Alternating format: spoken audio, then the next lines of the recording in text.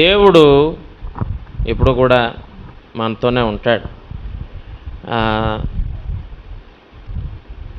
కాబట్టి ఆధారపడవలసినటువంటి అవసరం ఏమాత్రం కూడా లేదు అని నేను గ్రహించుకున్నాను. అలాగే మన జీవితాల్లో కూడా మనం అధైర్యపడకుండా, లేకపోతే మనం అధైర్యపడుతున్నప్పుడు మనకి సహాయం కోసం ఎదురు చూస్తూ ఉంటాం మనం కదండి. అధైర్యపడుతూ ఉన్నప్పుడు మనం సహాయం కోసం ఎదురు చూస్తూ ఉంటాం. ఎదురు చూస్తూ ఉన్నటువంటి సమయాల్లో కొన్ని సమయాల్లో ఏం జరుగుతుంది అంటే, కొన్నిసార్లు సహాయం అందొచ్చు, కొన్నిసార్లు సహాయం అందకపోవచ్చు. కొన్ని వ్యక్తులకు కూడా సహాయం అందుతూ ఉంటుంది. కొన్నిసార్లు సహాయం అందదు. అలాగే మనం నడిచేటువంటి మార్గాన్ని బట్టి, మనం అనుసరించేటువంటి విధానాన్ని బట్టి కూడా దేవుడు మనకి సహాయకారిగా ఉంటాడు. లేకపోతే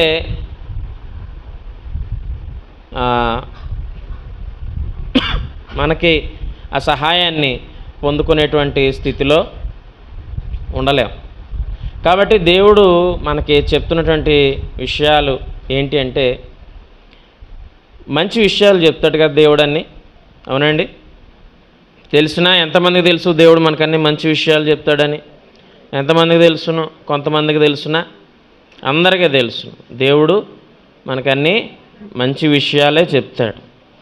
ఈ మంచి విషయాలు చెబుతూ ఉన్నప్పుడు మానవుడు కొన్నిసార్లు కాదు, అన్నిసార్లు కూడా కొందరు వింటారు, కొందరు వినరు.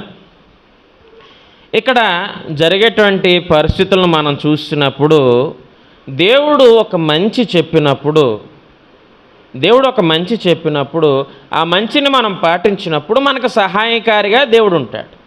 అవునండి, దేవుడు ఒక మంచి చెప్పినప్పుడు ఆ మంచి మనం పాటించినప్పుడు ఆయన మనకు సహకారిగా ఉంటాడు. ఇంతకీ ఆ మంచి ఏంటి?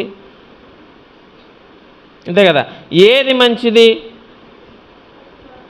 ఏది చెడ్డది అని మనం ఒకసారి ఆలోచించుకోవాలి. నేను గడిచినటువంటి దినం కూడా అదే చెప్పాను. మనం గమనించుకుంటూ ఉండాలి కదండి. దేవుడు చేసేటువంటి పనులను మనము గమనించుకుంటూ ఉండాలి. ఏది మంచిది అని ఆలోచిస్తే చూడండి, ఇప్పుడు ఫర్ ఎగ్జాంపుల్ మనం ఆహార విషయాలనే పాటించామనుకోండి, ఆహారంలో ఏది మంచిది, ఆహార నియమాల్లో ఏది మంచిది, ఏ ఆహారం మంచిది? మనిషికి ఏ ఆహారం మంచిదండి అంటే, డాక్టర్లు కూడా ఎక్కువగా చెప్పేది శాకాహారం మంచిది అంటారు. అంటే ఆకుకూరలు మంచివి అంటారు. అలా అని చెప్పి మాంసాహారం తినొద్దు అని చెప్పరు. మాంసాహారం కూడా మంచిదే, కానీ ఎక్కువగా ఆకుకూరలు మంచివి. ఎందుకంటే మనిషికి ఎక్కువ వైటమిన్స్ లభించేవన్నీ కూడా ఆకుకూరల నుంచే వస్తాయి కదండి. ఐరన్ అవ్వచ్చు, లేకపోతే కాల్షియం అవ్వచ్చు, లేకపోతే మాంసకృతులు అవ్వచ్చు. ఇవన్నీ కూడా శాకాహారం నుంచి ఎక్కువ అందుతాయి మాంసాహారం కన్నా కూడా. కాబట్టి ఏది మంచిది మనిషికి ఆహారం అంటే ఆకుకూరలు అని చెప్తారు కదండి. అలాగే మనం కొనుక్కునేటువంటి వస్తువులు ఉంటాయి కదండి. మనం కొనుక్కునేటువంటి వస్తువులు ఉంటాయి. ఏది మంచిది, ఏది చెడ్డది అని మనం ఆలోచిస్తూ ఉంటాం. అంతే కదా. కాయగూరలు కూడా కొనుక్కునేటప్పుడు ఏం చేస్తామండి? పుచ్చులు ఉన్నాయా లేదా, దానికి కమిలిపోయి ఉందా లేదా అని చూసుకుంటాం కదా. ఏది మంచిది, ఇది కొంటే మంచిదా, ఇది కొంటే మంచిది కాదా అని మనం చూసుకుంటూ ఉంటాం. ప్రతిదానిలో మంచి చెడులను మనం వెతుకుతూ ఉంటాం కదా. ప్రతి విషయంలో కూడా మనము మంచి చెడులను వెతుకుతూ ఉంటాం. ఏది మంచిది, ఏది మంచిది కాదు అని మనం వెతుకుతూ ఉంటాం. అదే విషయం కూడా అలాగనే ఆది కాండంలో కూడా జరిగింది. మొదటి సృష్టి జరిగిన తర్వాత ఆ మొదటను కూడా అదే జరిగిందండి. మంచిది మంచిది కానిది అక్కడ చేసుకున్నారు, అంటే ఎంచుకున్నారు. మంచిది కాని దానిని ఎంచుకోవడం జరిగింది అక్కడ కదా. ఆది కాండం 3వ అధ్యాయము 6వ వచనంలో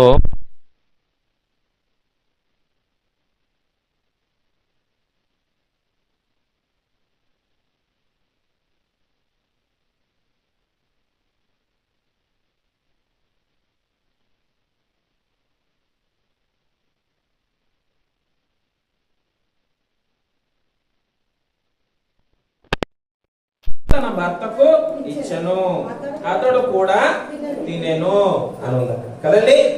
ఏం చేస్తుంది స్త్రీ ఆ వృక్షము ఆహారమునకు మంచిదియు కనులకు అందమైనదియు. చూడండి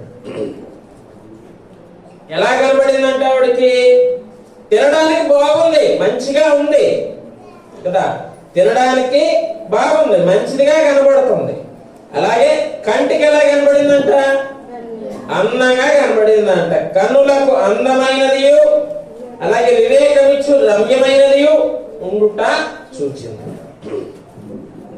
మనం కూడా అంతే, ఏది మంచిది ఏది మంచిది కాదు అని ఎలా చూస్తాం? మన కంటికి కనబడ్డాన్ని బట్టే చూస్తాం మనం కదండి. మన కంటికి కనబడడాన్ని బట్టే చూస్తాం, అంతే కదా. ఫర్ ఎగ్జాంపుల్ కాకరకాయ ఉందనుకోండి, కాకరకాయ ఉంది, అది చూడడానికి అంత బాగోదు కదా, చూడడానికి అంత బాగోదు, కానీ అది తినడం వల్ల చాలా ప్రయోజనం. అది తినడం వలన చాలా ప్రయోజనం కదండి. కాకరకాయ చాలా ప్రయోజనకరంగా ఉంటుంది. అది మనకి చూసిన వెంటనే నచ్చదు చాలా మందికి కదా, చూసిన వెంటనే నచ్చదు ఎవరికి. అదేంటి అలాగుంది అంట, అంతే కదా, అవునా? అదేంటి అలాగే ఉంది, అలాగే తీసుకున్న తర్వాత తిన్న తర్వాత అది చేదుగా ఉంటది, ఒగరుగా ఉంటది, చేదుగా ఉంటది అని అంటారు చాలా మంది కదా, నచ్చదు. కానీ అది చాలా మంచి చేస్తుంది కాకరకాయ అనేటువంటిది కదా. మనం ఏం చేస్తామండి, మన కంటికి నచ్చాలి, మన కంటికి నచ్చాలి, మన కంటికి బాగుండాలి. అవ్వమ్మ అదే చేసింది, ఆవిడ కంటికి నచ్చింది, అదే మంచిది అనుకుంది. ఏంటి, ఆ కంటికి నచ్చిందే మంచిది అని అనుకుంది. అందుకే ఏం చేసింది, దాన్ని తీసుకుని తిన్నది. కానీ దేవుడు అది మంచిదే కాదు అని చెప్పాడు. ఏం చెప్పాడండి, అది మంచిదే కాదు. ఆది కాండం 2వ అధ్యాయము 16వ వచనం చూస్తే,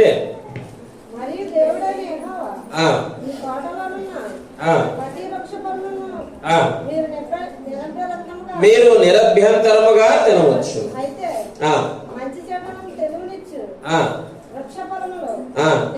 తినకూడదు, నీవు వాటిని తిను దినమున నిశ్చయముగా చచ్చెదవని నరునికి ఆజ్ఞాపించెను. హల్లెలూయా, హల్లెలూయా, హల్లెలూయా.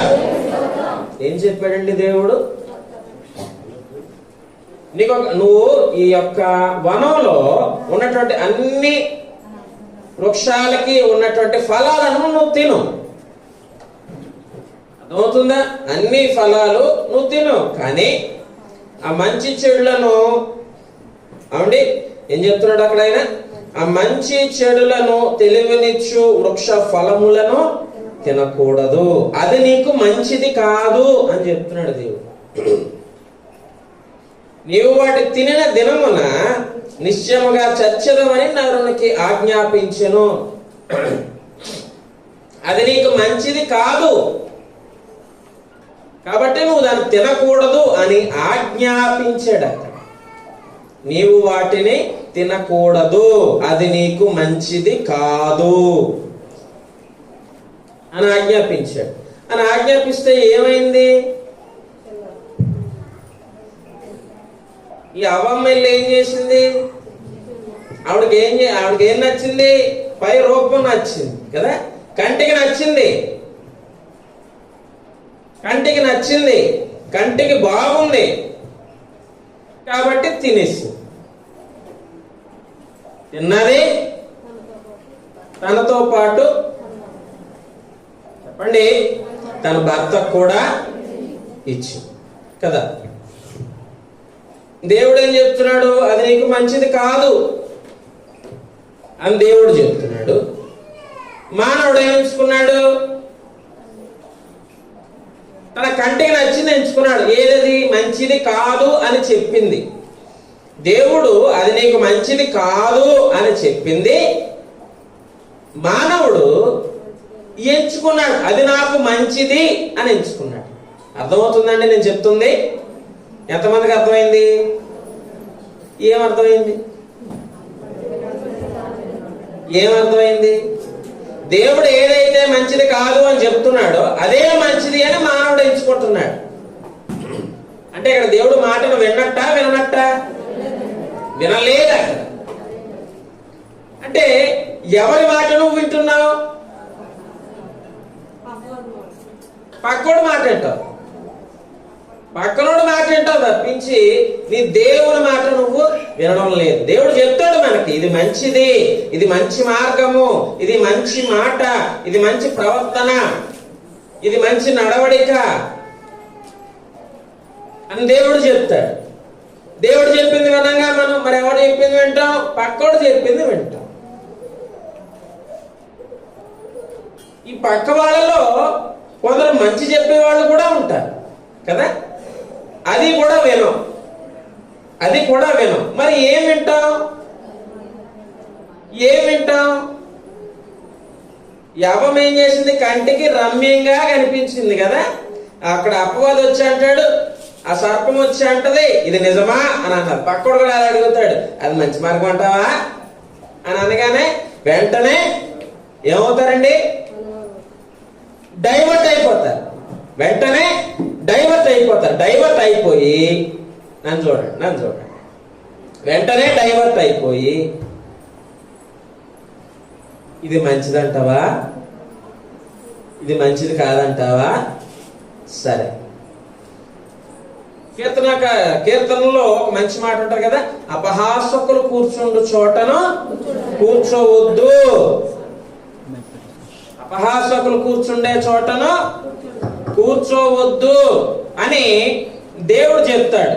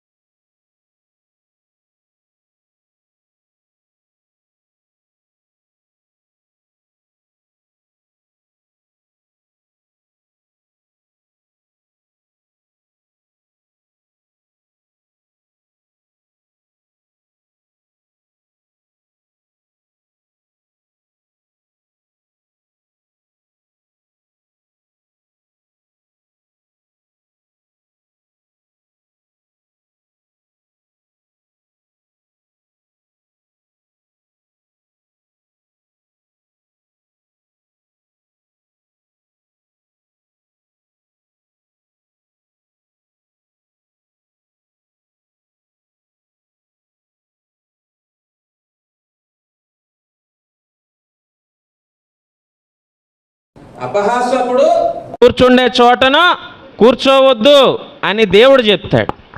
అని దేవుడు చెప్తా ఉంటే నువ్వేం చేస్తావు? అపహాసకుడు కూర్చొని ఏం చేస్తాడు? అక్కడ అపహాస్యం చేస్తూ ఉంటాడు కదా. దారిపోయే వచ్చేటువంటి వాళ్ళందరినీ కూర్చొని ఏదో అంటూ ఉంటాడు, అపహాస్యం చేస్తూ ఉంటాడు. వాళ్ళని ఏయో కొన్ని మాటలని సంతోషపడిపోయి నవ్వేస్తూ ఉంటాడు. కుర్రోడు ఏం చేస్తాడు? అబ్బా ఈడు నవ్వుకుంటాడు అని అంటుంటే సరదాగా ఉన్నది కదా అని ఈడేళ్ళు కూర్చుంటాడు అక్కడ. పెద్దవాళ్ళు ఏం చెప్తారు? అరే బాబు అది మంచిది కాదు, అక్కడ కూర్చోవద్దు, ఆవిడ అక్కడ అపహాస్యం చేస్తున్నాడు, వాళ్ళని ఏదో అంటున్నాడు అని అంటే వింటాడా? అంటే ఆ కుర్రవాడు ఏమనుకుంటాడు? ఆ నవ్వుకోవడం వాడికి నచ్చింది, అదే మంచిది అని అనుకుంటాడు కదా.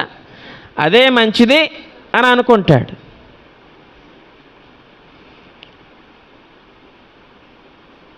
అంటే మానవుడు ఏం చూస్ చేసుకుంటున్నాడు? మానవుడు ఏది ఎంచుకుంటున్నాడు? తనకే మంచిది అని అనిపించింది ఎంచుకుంటున్నాడు తప్పించి దేవుడు ఇది మంచిది ఇది మంచిది కాదు అని చెప్పింది ఎంచుకోవడం లేదు. అర్థమవుతుందండి నేను చెప్తుంది మీకు? అంటే ఇప్పుడు మానవుడు ఎవరి మాట వింటున్నట్టు? లోకం మాట వింటున్నట్టు, అంతే కదా. లోకమే చెప్తుంది కదా. దేవుడు ఏం చెప్తాడు? లోకం మాట వినొద్దు, లోకములో ఉన్న వాటిని ప్రేమించొద్దు అని చెప్తా ఉంటే లోకములో ఉన్న వాటిని నేను ప్రేమిస్తాను అని ఎవరు చెప్తున్నారండి? మానవుడు అంటున్నాడు. నేను లోకాన్ని ప్రేమిస్తాను, లోకంలో ఉన్న వాటిని ప్రేమిస్తాను అని మానవుడు అంటున్నాడు. అది మంచిదా? అది మంచిదా? కాదు.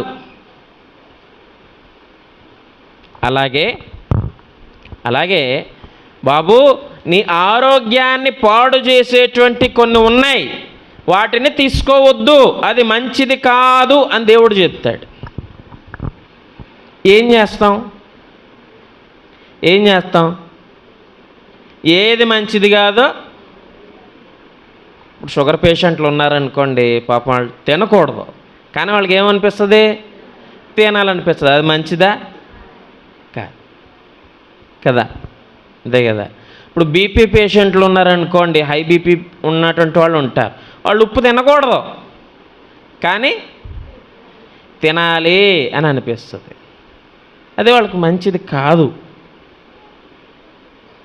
అవ్వం అలాగే చేసింది, లోకాన్ని నమ్మి తన సొంత బుద్ధిని ఉపయోగించింది అక్కడ కదా. నీ స్వబుద్ధిని ఆధారం చేసుకోవద్దు అని దేవుడు చాలా క్లియర్గా చెప్పాడు. దేవుడు మనకన్నీ కూడా అర్థమయ్యేటట్లుగానే చెప్తాడండి,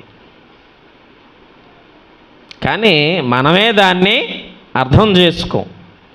దేవుడు మనకు ప్రతీది కూడా అర్థమయ్యేటట్లుగానే చెప్తాడు, ఏది మంచిది ఏది మంచిది కాదు. కానీ దాన్ని మనం అర్థం చేసుకోం, దానిని మనం గమనించం. ఎందుకు గమనించుకోవట్లేదంటాడు మానవుడు? ఎందుకు ఆ మాటను పట్టించుకోవటం లేదంటాడు మానవుడు? నాకు ఒక సమాధానం కావాలి. ఎందుకు పట్టించుకోవడం లేదు మానవుడు? ఎందుకు దేవుడు చెప్పినటువంటి మాటను మానవుడు పట్టించుకోవడం లేదు?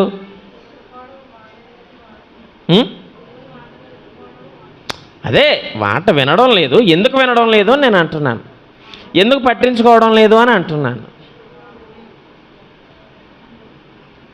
చెప్తాను చూడండి. నిర్లక్ష్యం అర్థమవుతుందండి అందరికీ?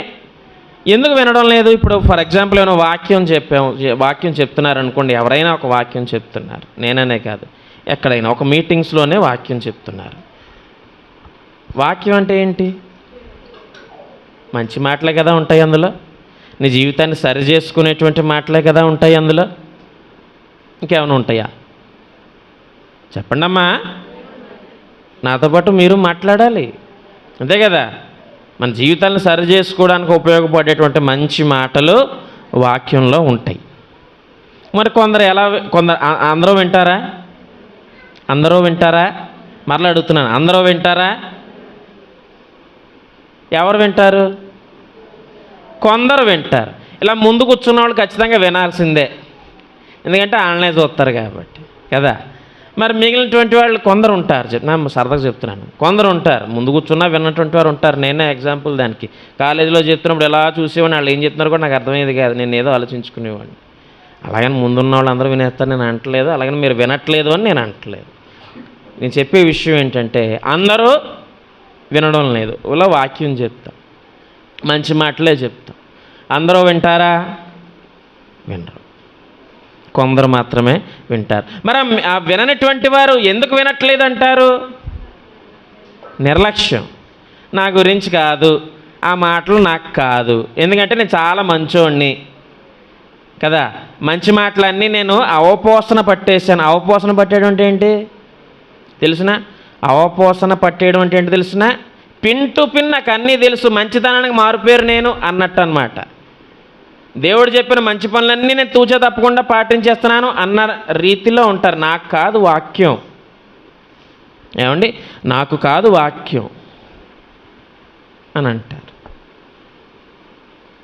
అందరూ వింటున్నారా వాక్యం అంటే? కొందరే వింటారు. విననటువంటి వారు ఆ మంచి వాక్యాన్ని బట్టి తమ జీవితాలను సరి చేసుకుంటారు, బాగుంటారు. విననటువంటి వారు అవ్వమ్మలాగా ఏం చేసింది అవ్వమ్మ? తన సొంత బుద్ధిని ఉపయోగించుకుని ఆహా కంటికి చాలా అందంగా ఉంది, దేవుడి మాట పోయిదేమోలా గాడిదగుడ్డు అనుకుంది, అంతే కదా. ఇప్పుడు వాక్యం ఏమని చెప్తున్నాను అనుకోండి, ఆ చెప్పవచ్చు అలా గాడిదగుడ్డు మాకు తెలియదేంటి, చిన్నప్పటి నుంచి అంటామంటారు. ఏం విన్నావు చిన్నప్పటి నుంచి? ఏం విన్నావు చెప్పండి. నీ పొరుగువాన్ని ప్రేమించు అని దేవుడు చెప్పాడు, చేస్తున్నావా? పొరుగువాన్ని ప్రేమించేటువంటి స్థితిలో ఉన్నావా? తల్లిదండ్రులు ప్రేమించు అని చెప్తున్నాడు, చిన్నప్పటి నుంచి చెప్తున్నాడు. నీ చిన్నప్పటి నుంచి మీ తాత ముత్తాతల చిన్నప్పటి నుంచి మాట అదే కదా. తల్లిదండ్రులు ప్రేమించావా? నీ భర్తకు లోబడమని చెప్తున్నాడు దేవుడు, లోబడ్డావా? బయట లోబడతావు, లోపలికి వచ్చినా గరిటితో 2 మొత్తులు మొత్తేస్తావు, అంతే కదా. ఏమండి, భర్త చెప్పింది ఏనాడన్నా అందరూ వింటారు, కొందరు సంగతి నేను చెప్తున్నాను. విన్నావా? భర్త మాటకు లోబడ్డావా? సరే, భర్త మమ్మల్ని అంటున్నారు, మగవాళ్ళ సంగతికి వస్తాను. నీ భార్యను ప్రేమించావా? నీ భార్య మాట విన్నావా? నీ భార్య సలహాను పాటించావా? బైబిల్లో పేరు చూపించినటువంటి భర్తలు కొంతమంది ఉన్నారండి. బైబిల్లో పేర్లు చూపించినటువంటి కొందరు భర్తలు ఉన్నారు. వాళ్ళు ఏం చేశారో తెలుసునా? మంచి పనిని వాళ్ళు ప్రోత్సహించారు. తన భార్య చేసేటువంటి మంచి పనిని ప్రోత్సహించారు కదండి.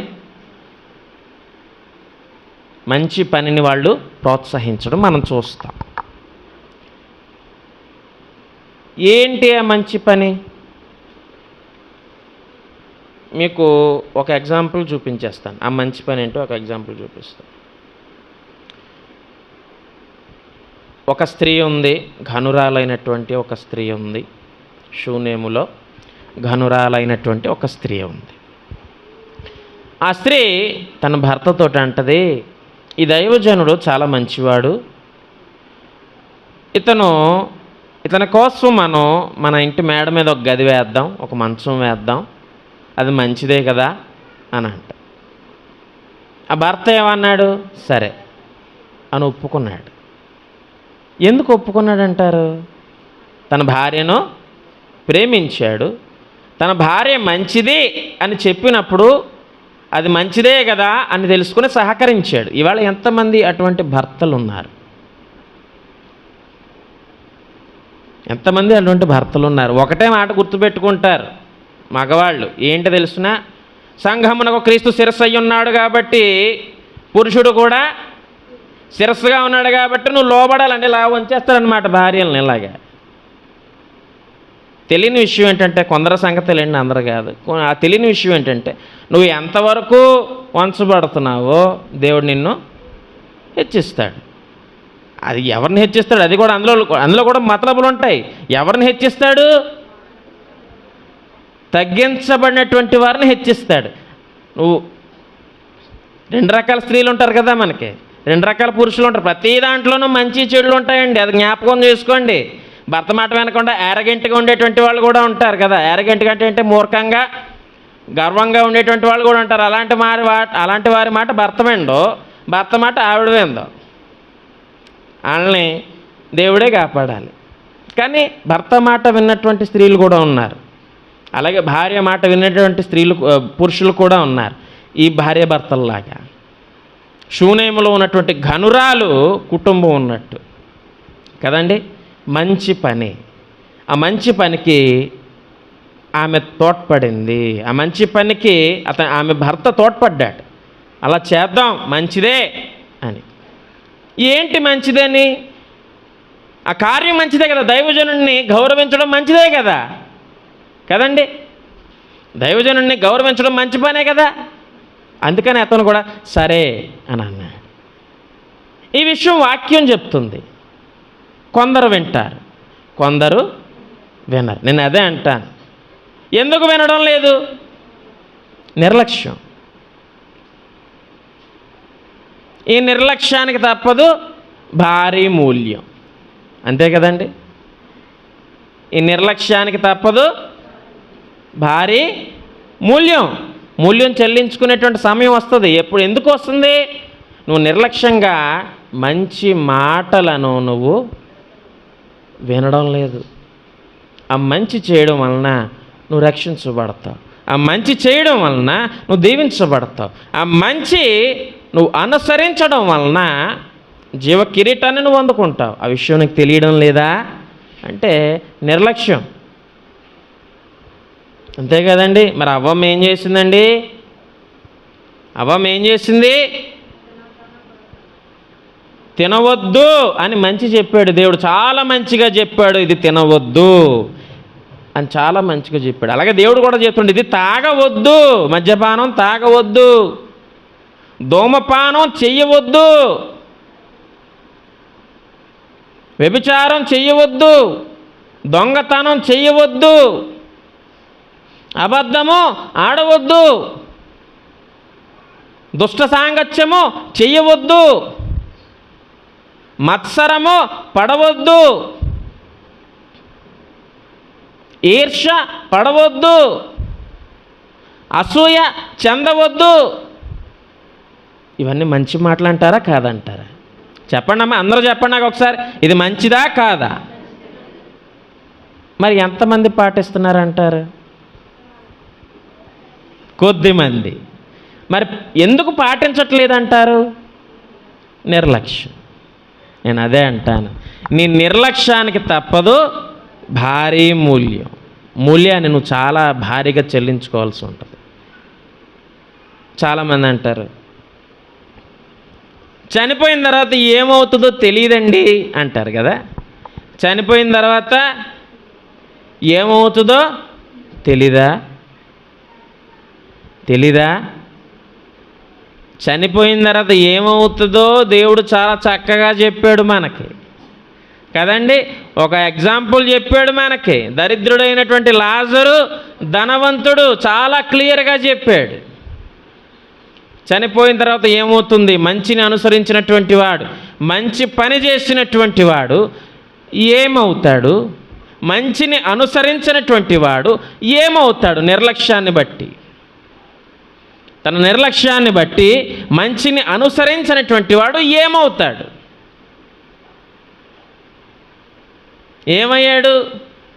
తండ్రివైన అబ్రహామా అని బతిమలాడుకుంటున్నాడు. అదేదో భూమి మీద ఉండగా దేవుడినే బతిమలాడుకోవచ్చు కదా. లేదు, నిర్లక్ష్యం. ఏమండి? నిర్లక్ష్యం. దేవుడి మాట వినటానికి నీకు నిర్లక్ష్యం, ప్రార్థన చేయడానికి నిర్లక్ష్యం, మంచిగా ప్రవర్తించడానికి నిర్లక్ష్యం. అన్నీ మంచివే. ప్రార్థన చేయడం మంచిదే, వాక్యం వినడం మంచిదే, ఉపవాసం ఉండడం మంచిదే. ఆ ఉపవాసానికి కూడా మనం టైం టేబుల్ పెట్టుకుంటాం. సరే, ఉపవాసానికి ఒక టైం ఉంటుంది కదా. మనకేమైపోద్ది? ఎప్పుడు అయిపోద్ది టైము, ఎప్పుడు ఆరైపోతుంది, ఎప్పుడు తినేయాలి, ఎప్పుడు ఆరైపోద్ది, ఎప్పుడు తినేయాలి. ఇంకెందుకు నువ్వు ఉపవాసం చేయడం? దేని మీద పెడుతున్నావు దృష్టి? దేని మీద పెడుతున్నావండి దృష్టి? ఎప్పుడు టైం అయిపోద్ది, ఎప్పుడు తినేయాలి. నీ దృష్టి దేవుడి మీద లేదు అక్కడ. ఇంకెందుకు ఉపవాసం చేయడం? అది మంచిది కాదు. అందుకే అంటాడు సామెతల గ్రంథంలో 23వ అధ్యాయం 3వ వచనంలో ఉంటుంది ఒక మాట.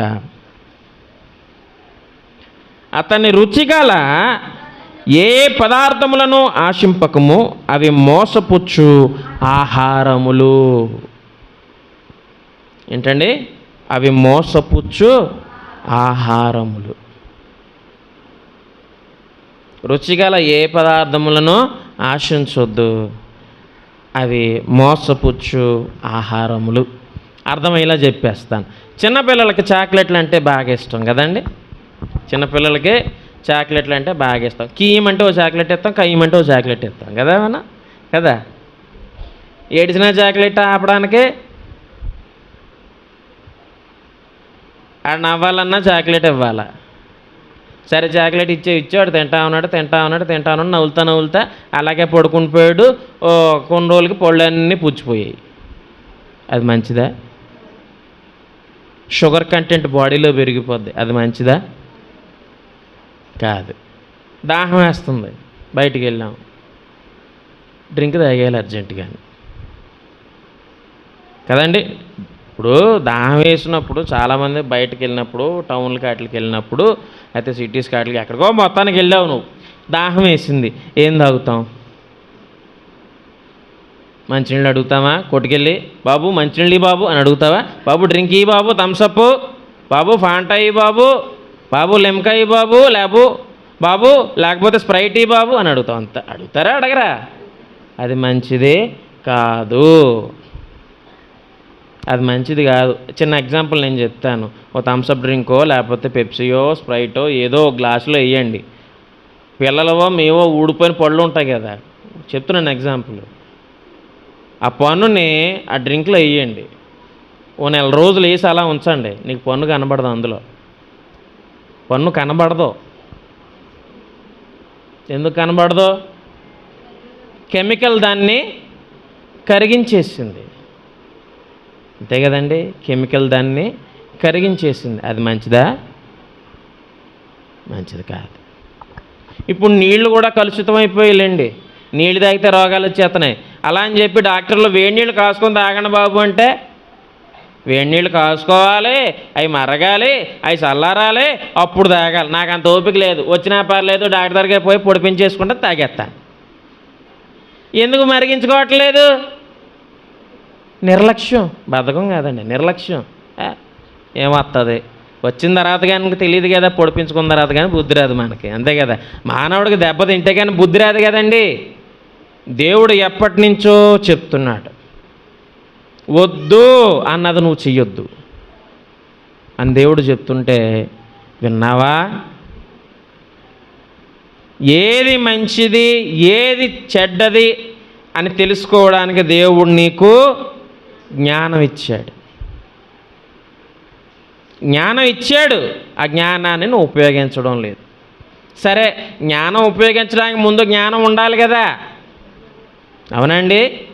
జ్ఞానం ఉపయోగించడానికి ముందు జ్ఞానం ఉండాలి. ఆ జ్ఞానం ఎలా వస్తుంది? దేవుని యందు భయభక్తులు కలిగి ఉండుటే జ్ఞానమునకు మూలము. భయభక్తులు ఉన్నాయా? దేనికి దానికి లింక్ ఉంది చూసారండి? దేనికి దానికి కలిపి ఉన్నది. మరి ఏది మంచిది ఏది చెడ్డది ఎలా తెలుసుకుంటావు? నువ్వు జ్ఞానాన్ని బట్టే తెలుసుకుంటావు. మరి ఆ జ్ఞానం నీకు ఎక్కడి నుంచి వస్తుంది అంటే దేవుని దగ్గర నుంచే వస్తుంది. సరే, దేవునికి దగ్గర నుంచి ఎలా వస్తుంది అంటే దేవునికి ప్రార్థన చేయాలి, దేవునితో సహవాసం చేయాలి. చేస్తున్నామంటే నిర్లక్ష్యం. చేద్దాంలే, ప్రార్థనలో పాల్గొను బాబు, మంచిది అమ్మా, ప్రార్థనలో పాల్గొను, శుక్రవారం స్త్రీల సమాజంలో పాల్గొనాలి బాబు, రావాలమ్మా, నీ యొక్క కుటుంబానికి క్షేమం అది అని అంటే వెళ్దాంలే, సీరియల్ చూసి వెళ్దాంలే అని కొందరు అనుకుంటారు. వెళ్దాంలే, అత్తమాటికి వెళ్ళి ఇదే కదా అని కొందరు అనుకుంటారు. కొంతమందికి అనారోగ్యంతో రాకపోవచ్చు, అది వేరే విషయం. అన్నీ బాగుండి రానిటువంటి వారు ఉంటారు. మరి అదే విషయం నిర్లక్ష్యం. అంతే కదండి, అంతే కదా. అలాగే ఉపవాస ప్రార్థనకి కొందరే వస్తున్నారు, కొందరు రావడం లేదు. నిజంగా అర్జెంటు పని ఉండి అందుబాటులో లేకపోయి అనారోగ్యంతో పడిపోయి ఉండి రాకపోవడం వేరు, అన్నీ బాగుండి అవైలబిలిటీలో ఉండి రాకపోవడం నిర్లక్ష్యం. అంటే అదే చెప్తున్నాను, అవ్వమ్మ అదే చేసింది. అవ్వ అదే చేసింది, మంచిదాన్ని ఎంచుకోలేదు. దేవుడు ఒక మంచి మార్గం చెప్పాడు. ఏమని? మీరు ఇక్కడ ఫలించండి, అభివృద్ధి చెందండి, ఏదైనా వనంలో అన్నదంతా మీదే, ఆ ఒక్క వృక్షం తప్ప దాని జోలికి వెళ్ళొద్దని చెప్పాడు. ఇవన్నీ వదిలేసి దాని దగ్గరికే వెళ్ళింది ఆవిడ. మనం అంతే. మంచిని మానవుడు ఒప్పుకోడండి. ఎప్పుడు ఒప్పుకుంటాడో తెలిసినా ఆ ధనవంతుడిలాగా ఆ కిందకి పోయినప్పుడు తెలుసుకుంటాడు. అప్పుడు ఎందుకు తెలుసుకుని ఇలా పైకి వస్తావా? రావు. కిందకి పోయినాక పైకి వస్తావా? రావు. నువ్వు సమస్య లేదు అందులో. దేవుడు ముందే చెప్పాడు, ఏమవుతుంది ఏమో బాబా, ఏమవుతుందో తెలియదు అంటే ఎందుకు తెలీదు? దేవుడు చెప్పాడు కదా, తప్పు చేస్తే కిందకి వెళ్ళాల్సిందే, మంచిని అనుసరించకపోతే కిందకి వెళ్ళాల్సిందే. నువ్వు మొత్తుకున్నా, ఏడ్చినా, గగ్గోలు పెట్టినా నువ్వు పైకి రావు, నీటి చుక్క కూడా నీకు నేను ఇవ్వను అంటాడు. అంతే కదా. ఎందుకంత కఠినంగా ఉన్నాడు? చెప్పాడు కదా, చెప్పాడు చెప్పాడు చెప్పాడు చెప్పాడు చెప్పాడు చెప్పాడు చెప్పాడు వినలేదు. వినకపోతే ఏం చేస్తావు? అంతేగా. నేను అదే అంటాను, నిర్లక్ష్యానికి తప్పదు భారీ మూల్యం. నీ సమయాన్ని నీ సొంత పనుల కోసం వెచ్చించుకుంటున్నావు కానీ దేవుని కోసం వెచ్చిస్తున్నావా? నీ సమయాన్ని ప్రార్థన చేసుకోవడం కోసం వెచ్చిస్తున్నావా? ఫోన్ అట్టుకొని గంటల తరబడి చూస్తారండి. నాకు తెలియగలుగుతాను, యవ్వనస్తులు అవ్వచ్చు, పెద్దవాళ్ళు అవ్వచ్చు, గంటల తరబడి చూస్తారండి.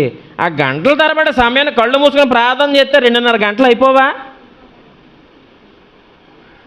భోజనం చేసినంత ఫోన్ అట్టుకుని బెడ్ ఎక్కేస్తారు పిల్లలు. నేను చూస్తున్నాను. అది అది గ్యారంటీ, అది 100% నిజం. అది లేదు నేను చేయలేదన్న వాళ్ళు చెప్పండి, యవ్వనస్తులు.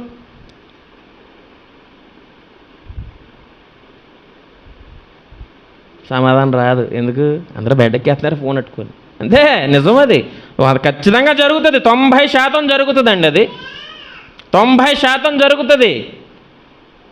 2:30 గంటలు పట్టుకుపోను, 2:30 గంటలు కాదు, ఎంతసేపు అన్నా నిద్ర వచ్చేదాకా చూస్తుంది. 2 గంటల, 3 గంటల, 4 గంటల. దాని ఛార్జింగ్ చచ్చిపోవాలి, ఫోన్ చచ్చిపోవాలన్నమాట. అంటే ఛార్జింగ్ అయిపోవాలి, అయిపోయేదాకా చూస్తావు. దాన్ని చంపేస్తావు, పట్టుకుని ఈ లోపల పీల్చి పిప్పి చేసేస్తావు దాన్ని, అయిపోయింది. అది మంచిదా? ప్రార్థన మంచిదా? మంచిదేది? ప్రార్థన చేస్తున్నావా? ప్రార్థన చేస్తున్నావా?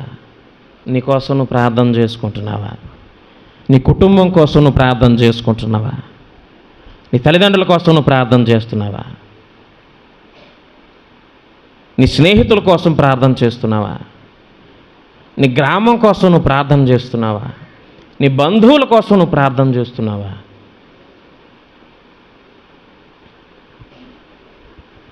ఏది మంచిదండి? ఎంత చెప్పినా కొన్నిసార్లు వాటికి మార్పు రాదు.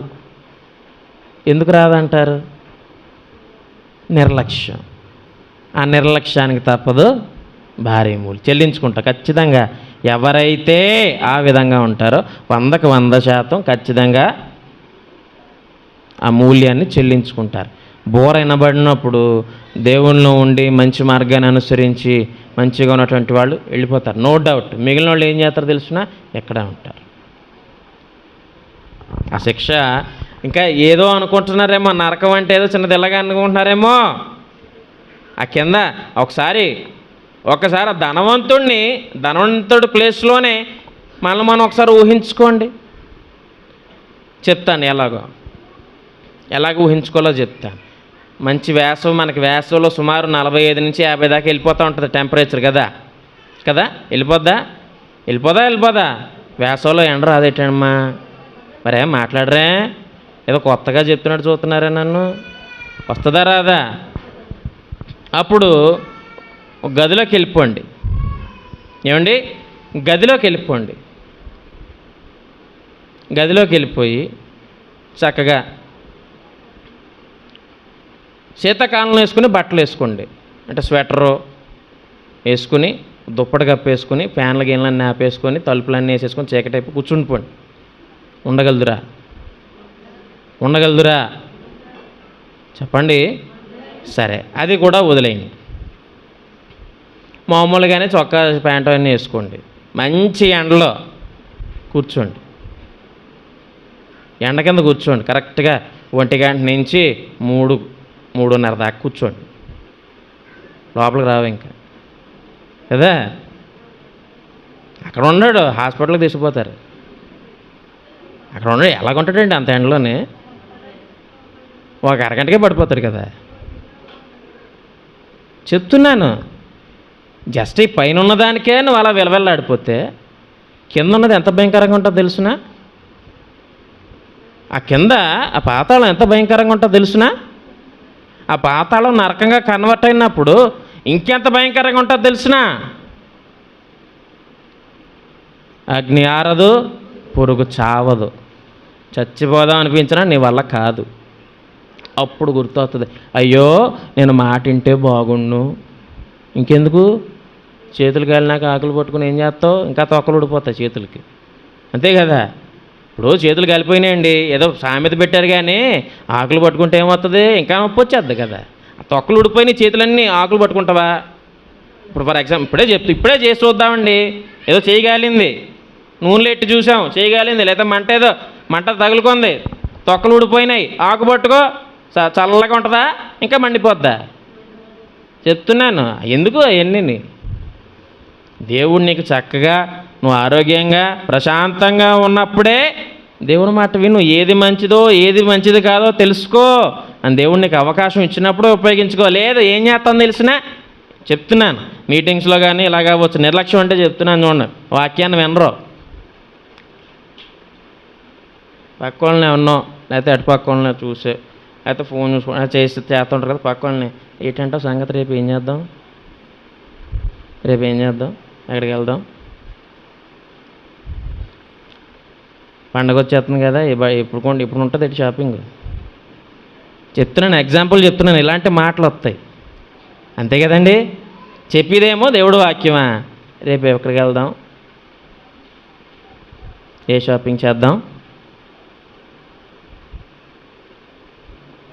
అవి వస్తాయి అక్కడ. అది అవసరం అక్కడ. అదే నిర్లక్ష్యం అంటాను నేను, ఏమండి, అంతే కదా. వాక్యం అంటేనండి మన జీవితాన్ని బాగు చేసేటువంటి ఒక గొప్ప అద్భుతమైనటువంటి మార్గం. మన జీవితాన్ని సరిచేయడానికి దేవుడు మనకి చూపించినటువంటి గొప్ప మార్గం. అందుకే క్రైస్తవ్యం అనేటువంటిది మతం కాదండి, మార్గము. మంచి చెడులను చూసుకొని అందులో ఏది మంచిది అని తెలుసుకునేటువంటి మార్గం క్రైస్తవ్యం. ఈ క్రైస్తవ్యాన్ని పట్టుకుని చాలామంది చాలా రకాలుగా మాట్లాడుతూ ఉంటారు. ఆ మాటలు వింటున్నప్పుడు చాలా కోపం వచ్చేస్తుంది, బ్లడ్ బాయిల్ అయిపోతూ ఉంటుంది కదా, చాలా కోపం వస్తుంది. కానీ ఆ తర్వాత నేనే తమాయించుకుని ఏమంటానంటే, నీకు ఒక రోజు ఉంది అనుకుంటాను, అంతే. మనం ఏమన్నా అనగలమండి వాళ్ళని వెళ్ళి? అనలేం. నేను అనుకునేది, ప్రభువా నీ చిత్తమైతే అలా మాట్లాడుతున్నటువంటి వ్యక్తిని మార్చు, సత్యాన్ని వాళ్ళకి తెలియజేయి. లేదు అంటే కనుక నీ ఇష్టం, నువ్వేం చేస్తావు నీ ఇష్టం. మానవుడు లేకపోతే దుష్టుడు ఏమనుకుంటాడండి? దేవుడు, కీర్తన చూద్దామా? 10వ కీర్తన ఒక్కసారి చూద్దాం. 10వ కీర్తన ఒక్కసారి చూద్దాం. 10వ కీర్తన 3వ చరణం. దుష్టులు 3వ చరణం అమ్మ, తమ మనోభిలాషను బట్టి అతిశయపడుదురు.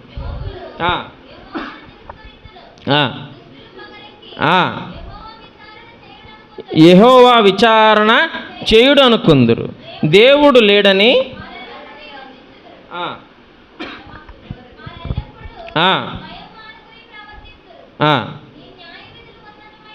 ఆ, ఆ, చాలు. చూడండి, ఎందుకు అలా చేస్తున్నారో తెలుసునా? దేవుని యొక్క న్యాయ విధులు ఉన్నతమైనవై ఉన్నాయి. అవి వారి దృష్టికి అందవు, వాళ్ళకి తెలియవు. దేవుడు చేసేటువంటి న్యాయము వారికి తెలియదు. నేను మొన్న ఎక్కడో ఏదో ఇంటర్వ్యూలో విన్నాను, పలానా చోట ఇంత భయంకరమైన వరద వచ్చింది కదండి, మరి దేవుడు ఏం చేశాడు మీ దేవుడు అన్నారు కదా. మరి దానికి సమాధానం మనం ఏం చెప్పాలంటారు?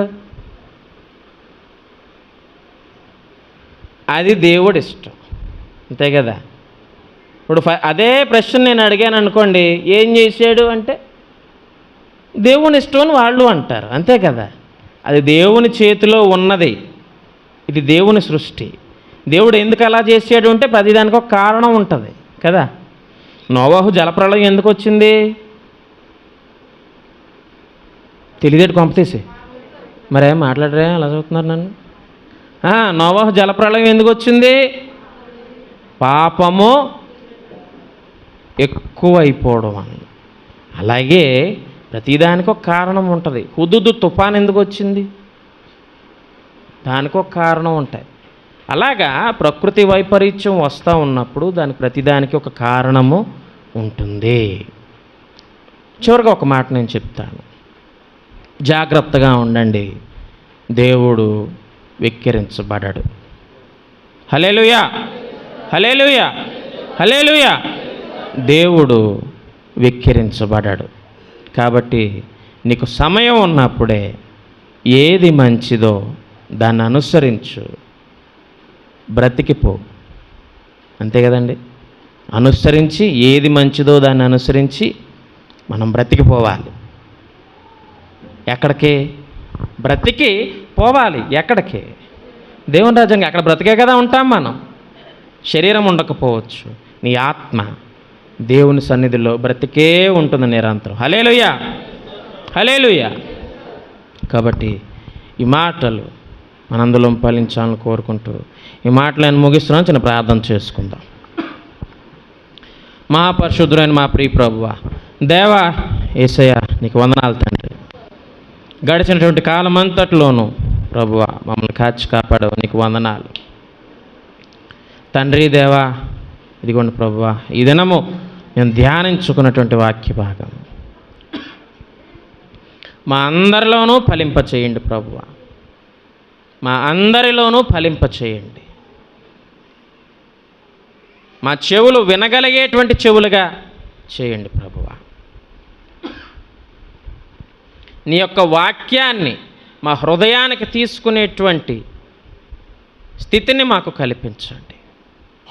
నిర్లక్ష్యాన్ని మా నుంచి తీసివేయండి ప్రభువా. ఏ మాటలు కూడా ఎవరిని ఉద్దేశించి చెప్పినటువంటివి కావు తండ్రి.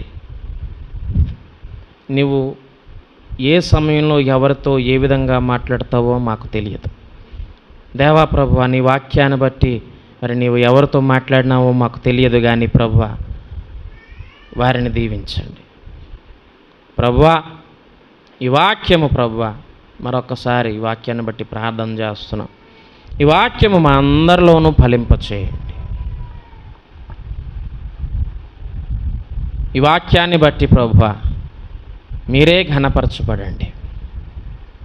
స్తుతి ఘనత అన్నీ మీకే చెందునుగాక. ఆమేన్.